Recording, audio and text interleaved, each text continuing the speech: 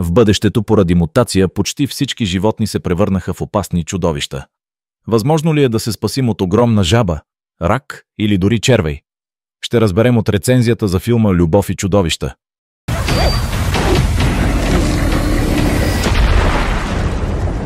В света се случи апокалипсис.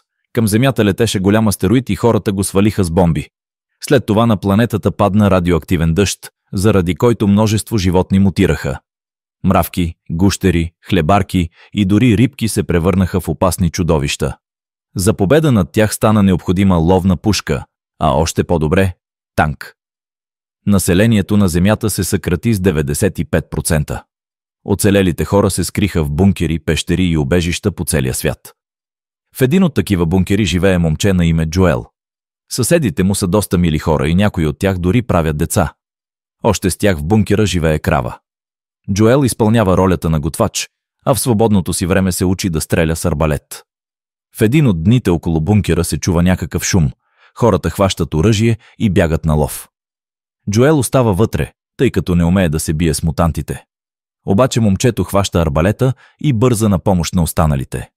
В едно от помещенията Джоел забелязва зад завесата огромно чудовище и замръзва от страх. За щастие нашия плашлив герой е спасен от двойка бойни съседи. Джоел си спомня първата си любов. Момиче на име Ейми. Преди 7 години имаха роман, а после падна метеоритен дъжд и разваля срещата им. Момчето и момичето бяха изпратени в различни бункери и от тогава не са се виждали. Джоел постоянно пише писма на Ейми и общува със своята приятелка по радио. Веднъж връзката се прекъсва и тогава момчето решава да излезе на повърхността, за да намери любимата си. До колонията на Ейми трябва да се върви минимум 7 дни. Това е дяволски опасно, но Джоел е готов да рискува. Той събира вещите си и се сбогува с съседите си от бункера. И ето за първи път от 7 години момчето се оказва на повърхността. Джоел с наслада вдишва свеж въздух, изучава картата си и се опитва да разбере къде е западът. Момчето минава покрай древни автобуси, заросли с храсти и трева, и изведнъж чува някакъв странен звук. Той се скрива в някакъв стар дом, но изглежда в хладилника някой живее. Затова Джоел веднага избягва навън. И това е голяма грешка, защото до него се появява гигантска жаба и се готви да изяде нашия герой. Изведнъж изтичва кафява куче с нормален размер и смело лае на огромната жаба.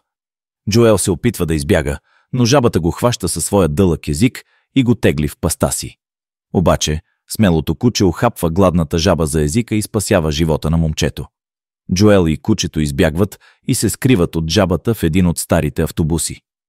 Момчето вижда на стената надпис «Бой» и решава, че това е прякорът на храбрата собака. Там прекарват нощта. На следващия ден Джоел тръгва по-нататък и Бой решава да дойде заедно с него. Той носи в устата си роклята на бившата си стопанка и момчето я слага в раницата. Пътуването на двама е много по-весело.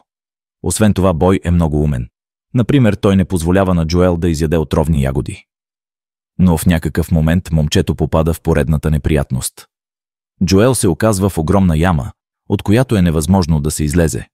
Проблемът е, че тук живеят червеи мутанти и изглежда са много гладни. Момчето хваща огромна кост, за да се отбранява от чудовищата, но изведнъж някой отгоре му хвърля въже. Това е местен ловец на име Клайд Дътън и малката му помощничка Миноу. Джоел решава да се присъедини към храбрите ловци, за да повиши шансовете си за оцеляване. По време на съвместното пътуване, Миноу учи нашия герой да стреля с арбалет. Но у него това не много добре се получава. В един от дните зад гърба на Джоел се появява гигантски охлюв и Клайд веднага изисква от момчето да си свали тениската. Ловецът закача дрехата му на охлюва и той спокойно се отплъзва. Оказва се, че това е съвсем безобиден мутант, а тениската е нужна, за да разнесе миризмата на Джоел из цялата гора и да се отърве от по-опасни твари. Настъпва вечер. Нашият герой рисува в тетрадката си поредното чудовище и разказва как е загубил родителите си. Сега има само Бой. На следващия ден Клайд дава на Джоел няколко урока за оцеляване в този опасен свят. Ловецът показва на момчето полезни и отровни растения и разказва за навиците на всяко чудовище. Скоро пътищата им се разделят. Миноу се сбогува със своя нов приятел, а Клайд му подарява една граната. Ловецът с момичето отиват на север, а Джоел със своето куче на запад, за да продължат търсенето на любимата му Ейми. Момчето попада в доста страшна гора. Бой започва жалостиво да вие, а после избягва и се скрива под статуята на огромна жълта патица. Джоел чува някакви странни звуци и вижда как от земята се издигат нечии пипала. О не, това е гигантска стоножка. Нашият герой хваща арбалета си, но веднага отлита в страни от силен удар. Стоножката обкръжава патицата, под която се крие Бой. Момчето си спомня момента, когато загинаха родителите му и разбира, че е длъжен да спаси Бой. Той стреля няколко пъти в чудовището и го побеждава. Кучето е спасено. И Джоел безумно се радва на това. Вечерта започва дъжд и момчето се скрива от него в развалините на стар дом. Изведнъж оттам се чува нечий глас. Това е робот и той е в работно състояние. Роботът казва, че се казва Мейвис. По-точно тя, защото Мейвис изглежда като механична жена. Джоел признава на робота, че търси своята приятелка Ейми. Мейвис отдава последната си енергия, за да включи радиото. Момчето се свързва с Ейми и научава, че нейният бункер е вече много близо. Джоел изнася Мейвис навън и разказва на робота историята си. Тогава Мейвис му показва снимка на родителите му и момчето отново си спомня този ден, когато ги загуби. Във въздуха се носят небесни медузи, но те са съвсем безопасни. Уви, у Мейвис скоро свършва зарядът и тя се изключва. Джоел и Бой продължават пътя си и попадат в поредното страшно място. Тук някога са живели хора, но сега са останали само развалини. А още тук има матка на черве и мутанти и тя е наистина огромна. Джоел я разсейва с гумен хот-дог, а сам се опитва да избяга от чудовището, но се препъва и пада от малка пропаст. Той веднага става и заедно с Бой се скрива зад ствола на огромно дърво. Гигантският червей е вече съвсем близо и момчето замръзва от страх. Но у чудовището е лошо зрение и то не забелязва плячката си. Изведнъж Бой изтичва от убежището. Той иска да спаси роклята на бившата си стопанка, която е изпаднала от раницата и е паднала във водата. Силните звуци привличат матката на червеите мутанти. Джоел хваща гранатата, издърпва щифта и я хвърля в чудовището. Момчето е във възторг от това, че е победил такава страшна твар. Обаче във водата нещо го ухапва и той веднага бърза да излезе на брега. Момчето вижда, че към него са се прикачили пиявици и с отвращение ги сваля от кожата си. Но те са толкова много. Джоел ругае Бой за глупавия му постъпък и обиденото куче избягва. Момчето продължава пътя си сам, но по пътя му става лошо. У него започват халюцинации, тялото се вцепенява и скоро той пада на земята. Джоел вижда папрат и си спомня думите на Клайд, че това растение помага при ухапвания от различни твари. Той изяжда няколко листа и с мъка продължава пътя си. Момчето намира Ейми и тя целува любимия си, след което той веднага припада. Джоел се опомня в някакъв бункер и вижда Ейми. Значи всичко това не му се е присънило. Макар че не. Оказва се, че тогава в бълнуването си не Ейми е целувал, а стария Пит. Опс! Момичето разказва на приятеля си, че при тях в убежището е попаднал капитан с лична яхта и иска да евакуира всички. Джоел забелязва, че почти всички жители на бункера са старци. Той излиза навън и се оказва на морския бряг. Хората се готвят за отплаване. Нашият герой се запознава с капитана на яхтата. Това е Брукс и с него двама негови помощника – Дейна и Рока. На вълните се люлее огромна красива яхта.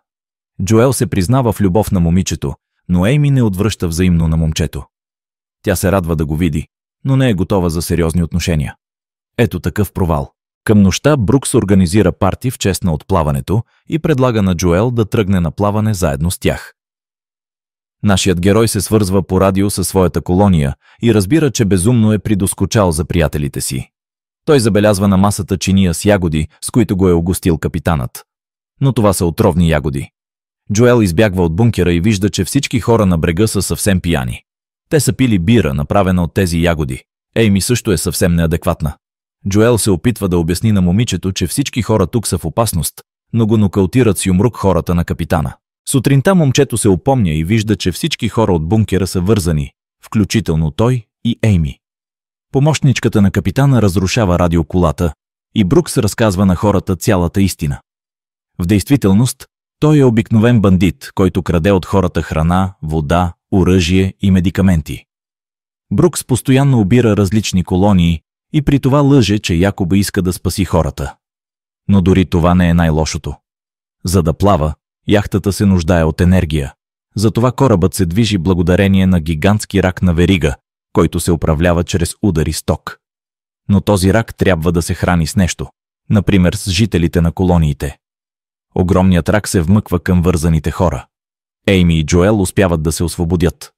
Момичето догонва Рока и го нокаутира, а момчето в това време атакува рака. И разбира се, нашият герой побеждава опасното чудовище. А впрочем, това още не е финалът.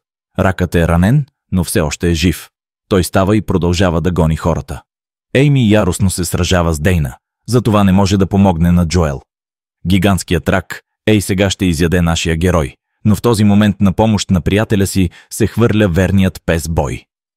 Дейна се опитва да стреля в него, но Ейми не й позволява това да стане и куршумът лети в рака. Уви, храбрата Ейми е нокаутирана от подлия Брукс. Докато Джоел се сражава с рака, капитанът със своите помощници плават към яхтата. Ейми се опомня и вижда, че чудовището е хванало Джоел за крака и изглежда се готви да го изяде. Тя му хвърля пушка. Нашият герой поглежда рака в очите и разбира, че те са много добри. Момчето стреля не в чудовището, а в веригата, през която минава токът, и освобождава бедника. Благодарният рак пуска Джоел, насочва се към кораба и се разправя със своите мъчители. На следващия ден Джоел се сбогува с Ейми и я целува. Момичето обещава, че задължително ще го намери. Момчето се връща при своя бункер и предлага на приятелите да отидат в безопасната колония на Клайд, разположена в планините. Нашият герой разказва историята си по радио и жителите на други бункери най-накрая започват да се изкачват на повърхността. Изглежда, че този свят има бъдеще. С това филмът свършва. Абонирайте се за канала, пишете коментари. Ще се видим, приятели!